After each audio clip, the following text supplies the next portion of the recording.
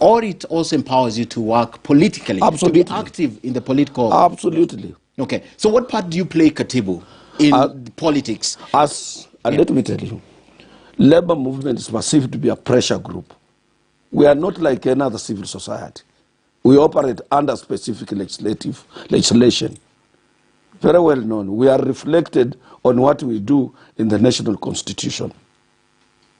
But any labor leader who is worth his salt, he must check on government. Okay. Because government is the one that provides an enabling environment from where all of us operate.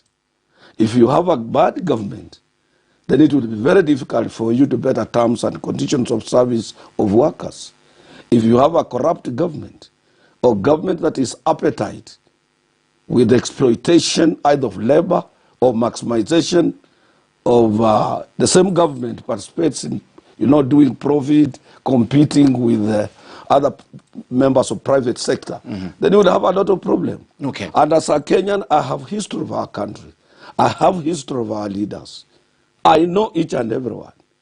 And I happen to be a leader of workers in this country.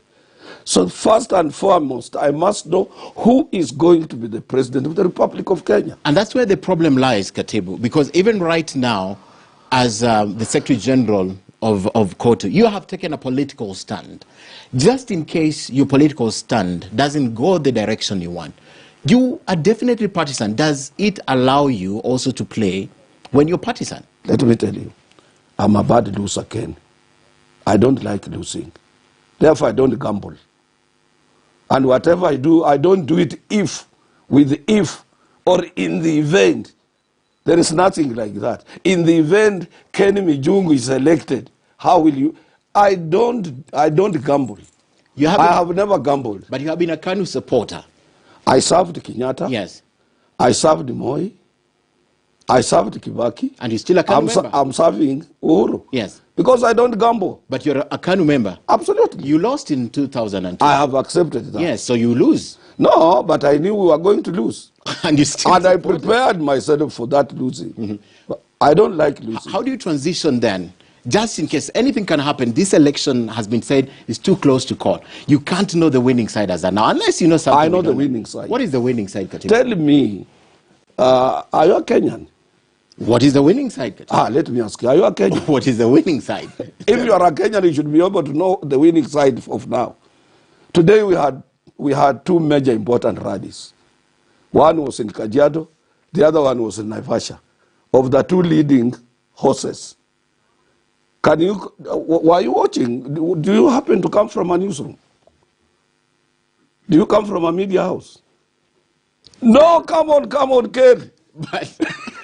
But if you are watching, just watching how the Kenyan politics is evolving, you should be able to know who is winning and who is losing. I don't know. Then you are an alien in this country. That's the decision of Kenyans to know who's going to win this election. Absolutely, but if you are a Kenyan and you know how Kenyan politics evolve, you should be able to know who is winning and who is losing.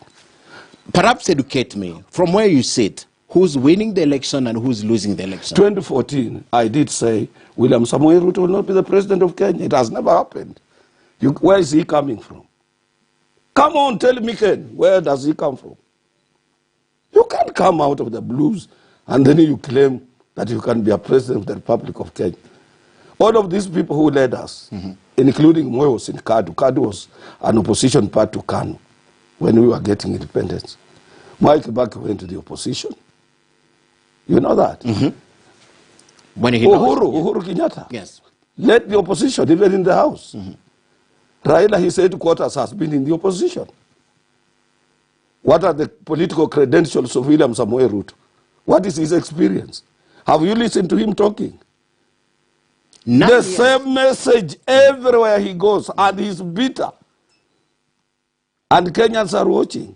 9 years, Katibu. Let me tell you. 9 years, Did you listen to Moi? As a deputy president, 9 years. You can't just wish him away and dismiss him. You can't. Before Kenyans vote, you can't. Look at the crowds, for example. Look at the amount of crowd he attracts wherever he goes. You can't just dismiss him as someone who can win an election. He could be the first person to come from nowhere. I think you are young then.